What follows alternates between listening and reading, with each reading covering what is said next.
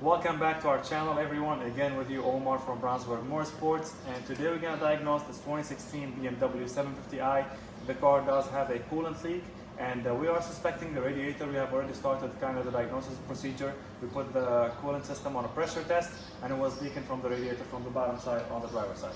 So in our scenario, we're going to be using the lift. If you're going to use a jack stand at home, the first thing we have to do is disconnect the battery. So let's get straight to it. Alright, so the first battery is located in the trunk. We went ahead and popped up the trunk, and we're going to come over here. We're going to try and remove this cover right here. It's a little bit of a pain because you're going to need a plastic trim remover to kind of lift it up. Once you lift it up, our battery is right there. This is the main battery, and we have the starting battery in the engine compartment. Now before I do this, the reason why we disconnect the battery is because the car is equipped with an air ride. So you have two options. Either you can go with a scanner and put the car in service mode, or the air suspension in service mode, so that way you don't have to reprogram anything, you don't run into messing up any components in the air suspension, or you can simply just disconnect the battery, which is what we're gonna do. So I already disconnected the 10mm nut over here, like just kind of loosened it. So I have my towel over here. I'm gonna wrap it around the terminal. I'm gonna set this back, and we are not gonna close the trunk. We're gonna keep the trunk open, and we're gonna move on to the next battery. Alright, the second battery is located in the engine compartment, specifically right here. Now as you can see, I have already taken off the cover that holds the cover that covers the battery. Basically you just have this clip will be on the locked position. You're just going to twist it to the unlocked position and lift it up and get the entire thing out. Like always, we disconnect our negative terminal, which is that one right there. I just loosened the 10mm, and I'm just going to set it there, make sure it doesn't touch any metal, so we don't run into any issues with the air suspension or like any spark. Now this is the starting battery. This is the battery that's up front. Now once we got this off, the next step would be we're gonna go ahead and remove all the covers up top over here.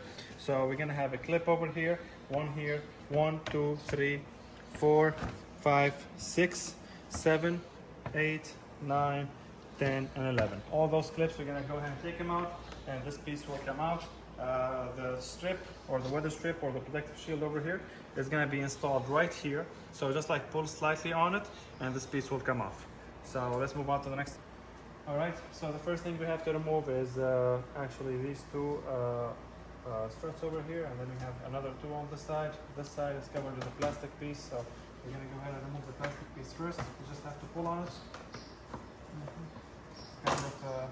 It's kind of like the engine cover, same concept. They have bushings over there, and like, you know, you just pull it out. I'm gonna put this on the side.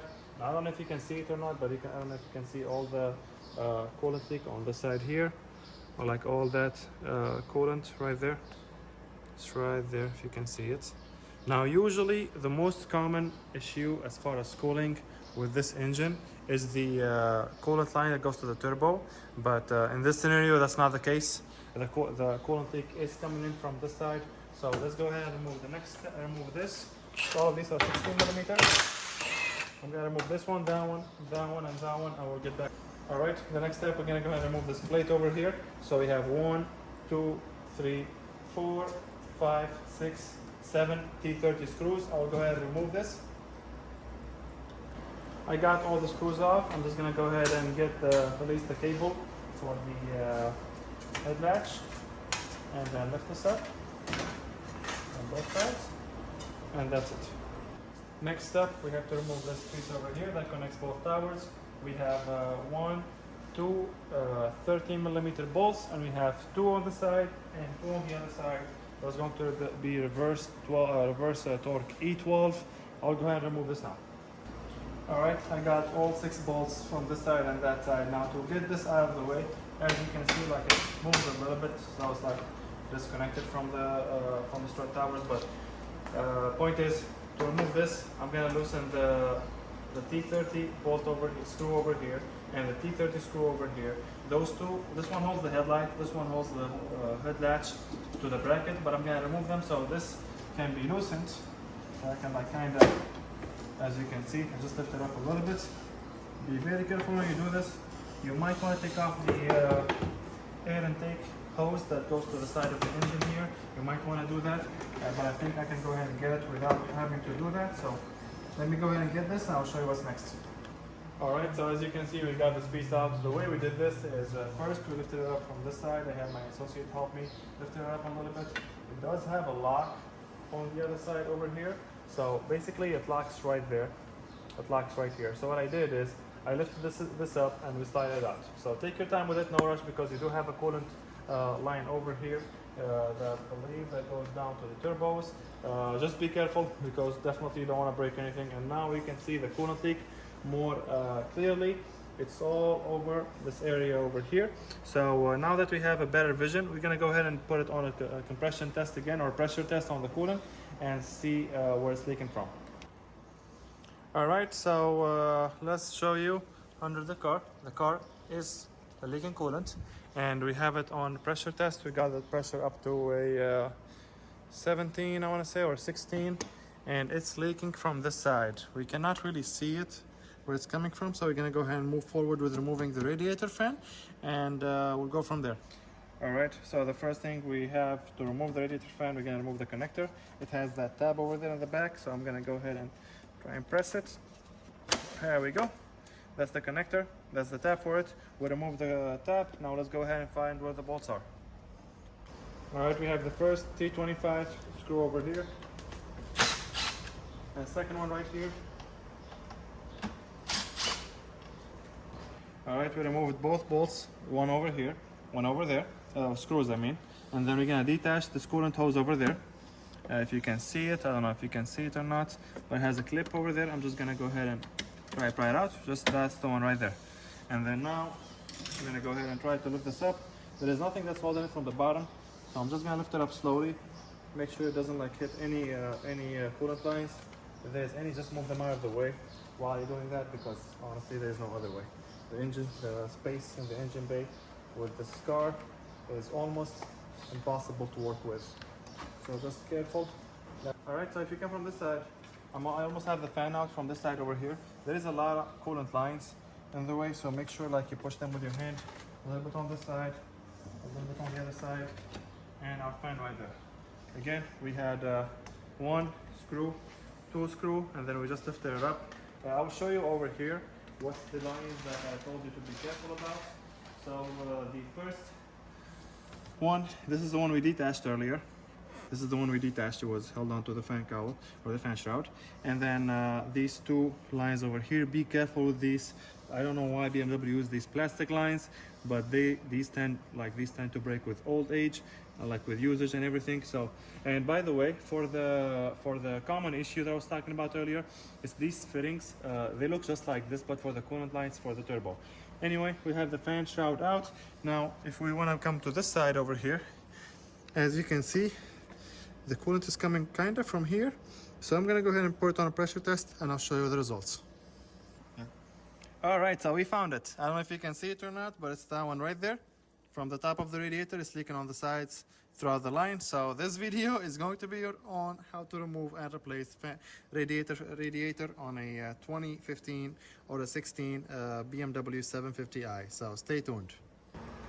All right, we're gonna take off the cover up top over here. So we have a tab right there. Basically, you're just gonna pull that tab, and then you're gonna pull on it. There we go. And same thing from the other side.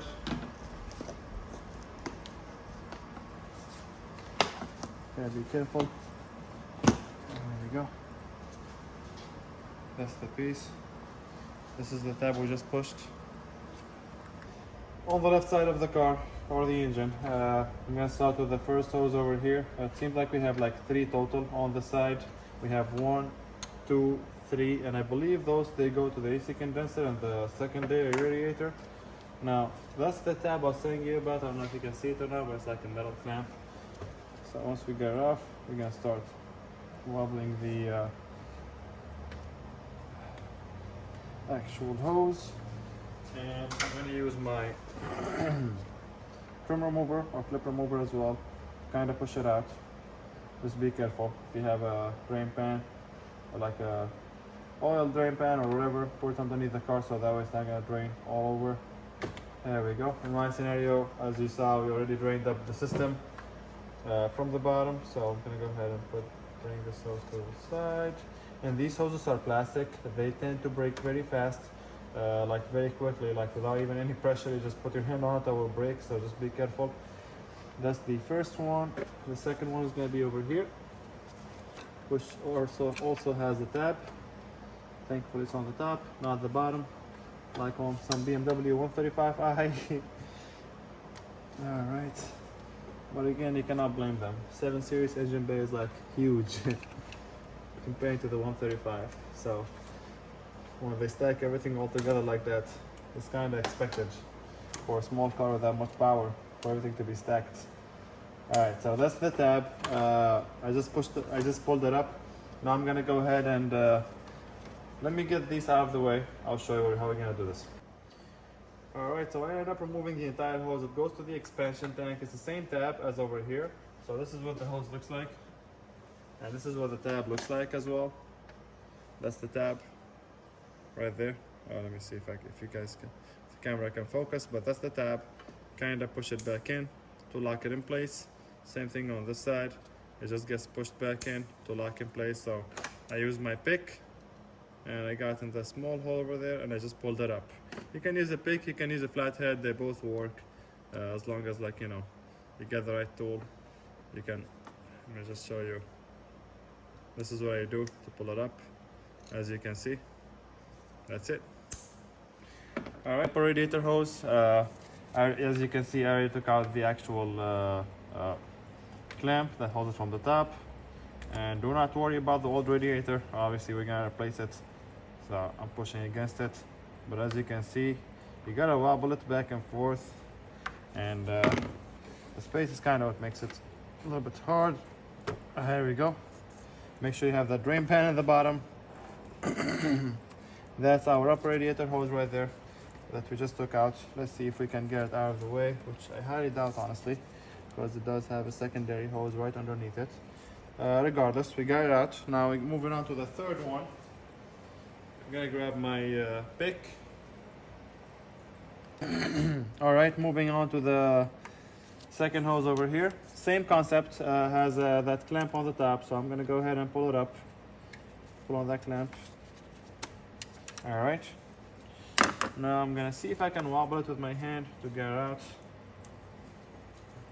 The car has only 60,000 miles on it, which is surprising, honestly, for the radiator to blow out, to be honest with you, but at the same time, that's what makes the job easier to get the old radiator. I mean, if this car had like 200,000 miles on it with the original radiator, imagine how hard would that be. Oh, there we go. I just pried it like this. So basically what I did, this is the hose. I just put it here, like kind of like twisted the flathead to push it out while I pull on it. So that's the second, and I believe the last on this side. So we have 1, 2, 3 we took out on the side. I'm gonna move on to the other side and then we'll see what we're gonna do next. All right, moving on to the passenger side or the right side of the vehicle. Here as well, here we have two hoses. We have the one over here and the other one over here. And we have that sensor over there. It's one of the coolant sensors in the vehicle. This car has like 25 coolant sensors if you ask me. But to get it off, you just press the tab over here. Press the tab and you pull it out. So just like that, I got that sensor out of the way. I'm gonna go ahead and move on to this hose right now. Same concept, it has that tab on the top. So I believe I got the tab out so I can show you. This is what the tab looks like. If the camera can focus. It has those notches on the side. There we go, if you can see it there better. All right, so as I was saying, we got the clamp. I'm gonna go ahead and remove this hose. I'm gonna try and see if I can wobble it out to show you how we can get it off. There we go. That's how I got it off without a clip remover or anything. And as far as the clamp itself, you will see on the side there's a line over here and there's a line over there. That's basically where those lines are gonna go on the clamp. So make sure, let me get this in. Oh, okay. So here we go. I don't know if you can see it or not, but that's the L shape, like at the end, the angle for it. That's where it goes. And on the other side, the same thing adjusted. So I'm just gonna push it in and that's how it locks in place. All right, this is the first hose. Moving on to the next one, we're gonna have this one over here. Same concept, you got a clamp. We're gonna pull it up slowly. Here we go. Alright, so the radiator and the AC condensers are attached. If you wanna bring the camera over here, you can see it. There is a tab over on the bottom over there, and there is another tab over here that holds the AC condenser to the radiator. So what I can think of, the only thing I can think of is that the radiator and the AC condenser has to come off together. So what I'm gonna do first, I'm gonna go ahead and recover the Freon. So I'm gonna go ahead and plug recovery, connect both service hoses, open both coupler valves and open both panel valves. There we go. Now it's gonna start the recovery process. It's gonna recover all the Freon in the system, so that way we don't let it in the air. One, and for two, so we can pour it back for the customer once we're done with everything. So stay tuned. All right, so on each side of the radiator, we have a pump or a motor. One of them is the auxiliary water pump for the secondary radiator, which is this one right here. This is where it sits. This is your AC condenser, and this is your main radiator. Now, anyway, those motors are attached with brackets to the main radiator. And I don't know if you can see it, but this is like a rubber piece that kind of hold it. The way this goes is it goes around the motor. As you can see, it's aligned over there, and then it attaches on the bottom side. So all you gotta do is basically get your hand underneath, look for this tip here, and kind of pull it like outside, and like you'll be able to release the motor from the radiator. Same thing for this side over here. Let me see if I can show you from the other side. That motor right there. Now on this side, the rubber piece is like on that's sideways, so kind of sits like that. If you can see it, sits like right here where my finger is.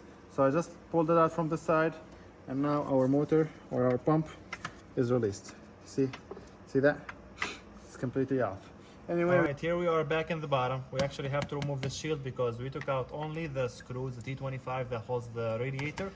We have a tab on the side over here that I will show you in just a second once I get it off, but I'm gonna show you the one on this side. So basically, I'm just gonna, as you can see, stick my flathead in there and try to pull on this, and just like that, it has a tab that goes in here and kind of like block, keep it from falling. So this is the shield on the bottom. You have another tab over here, and you have a tab over here and a tab over here. Those you just push. They actually hook up on the sides over here. You just push them and the thing will slide out. And that's it for the shield.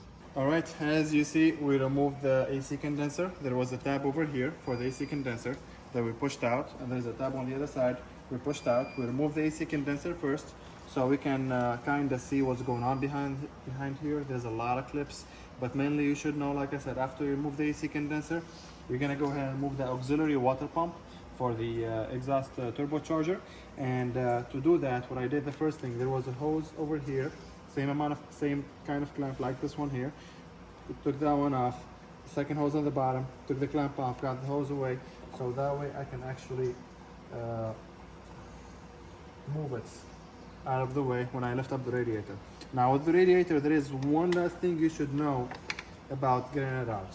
From the passenger side, it was actually quite easy. Like, you know, once we removed the screws, we removed the hoses and everything, the only thing left was kind of this auxiliary water pump, and there is a connector clamp on the back of it that I'm gonna take off right now. That one right there. It's a connector clamp. I'll show you in just a second. And that's okay, don't worry about that. It's still held on, just like that. Our radiator is out. Right behind the bottom hose for the transmission, there is kind of a clamp, brown clamp. It's part of this entire piece over here. All you have to do, there is a small gap, you have to push it, close that gap so you can pull the radiator up. That is the most important note, I would say, for this job, because it took me like 35 minutes just to find out how to get that radiator off, and it turns out it was just that same bracket piece that holds the transmission cooler and the lines and everything has that it's kind of a hose guide with a small gap. Just close that gap, push it with a flathead or with a pair of pliers, and while pulling on the radiator, and you will be able to get it out. Other than that, we were able to get this off.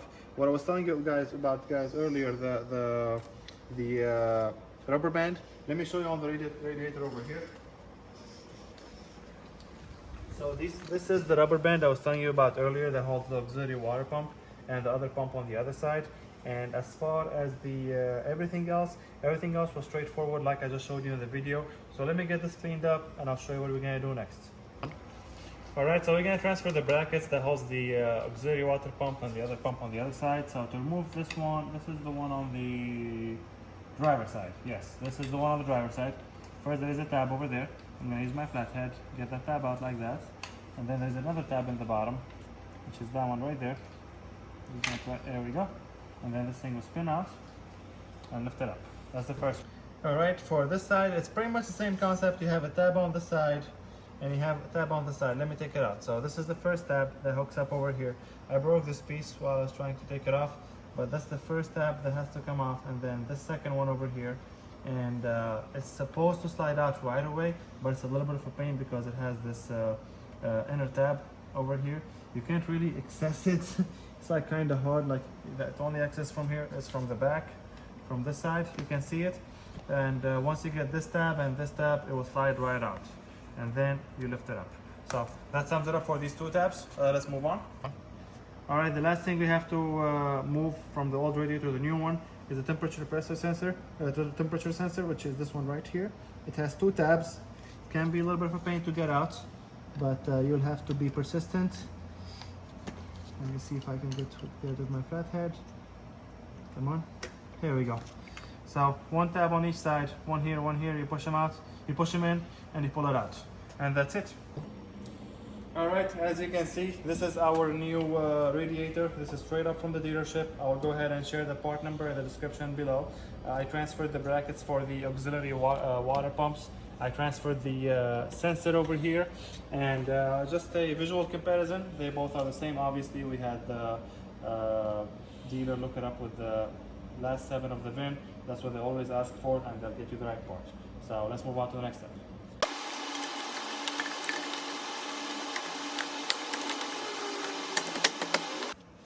All right, I'm going to start with the passenger side first. The first thing I'm going to go ahead and reinstall is the auxiliary water pump right there.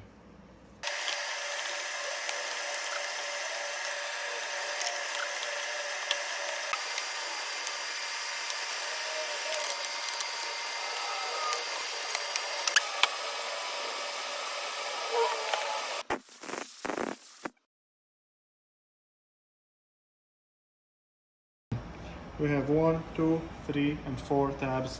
These are gonna hook up to the back of the radiator.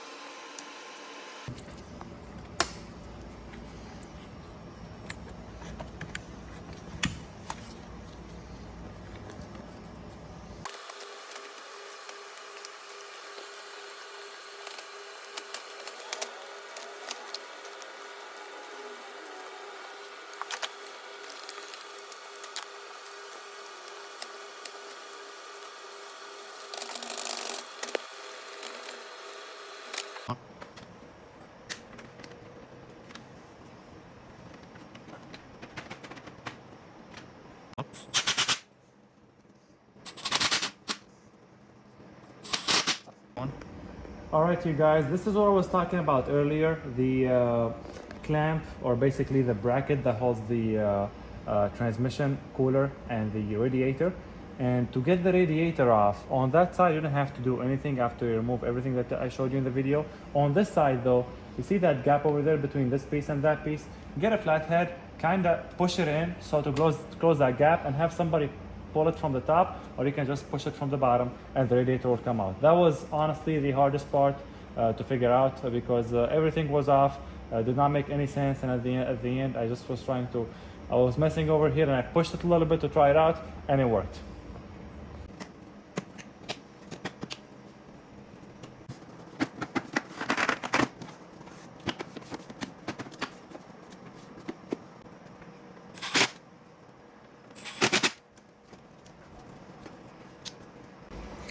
All right, so we filled up the coolant in the turbocharged reservoir over there, and we filled up the coolant in the main reservoir. Now the main water pump is belt driven, so we cannot bleed it the normal BMW way, I would say. This one is an electric water pump, the one that was on the left side earlier with the rubber band.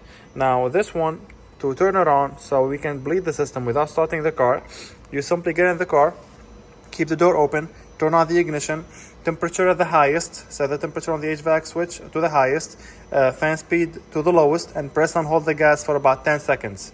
By the time it hits 10 seconds, you will hear water moving. I don't know if you can see it or not, but that's right there. That's the bleeding for the secondary cooling system. So I'm gonna go ahead and wait for this until it finishes bleeding completely, and then we're gonna bleed out the main one using that bleeding screw right there. All right, now we finished up the bleeding for the auxiliary water pump. Now for the main water pump and the main cooling system, or the high pressure cooling system, we only have this bleeding screw over here. So the procedure is basically you're gonna start the car, you're gonna press the gas to RPM to 30 and hold it on 3500 RPM for about 2-3 minutes, and open the bleeding screw slowly. It's gonna start throwing coolant everywhere, as you can see, but this procedure takes about 11 minutes. The coolant will keep flowing slowly if you're not pressing the idle. So what we did over here, we just started the car, pressed the gas for 3 minutes, and then let it to idle for about 10 minutes. Now the car is the normal operating temperature. I'm gonna leave the bleeding screw open a little bit more just to get purge any air from the system. Once we're done, we're gonna put the rest of the stuff back, wash the engine bay, and we should be done.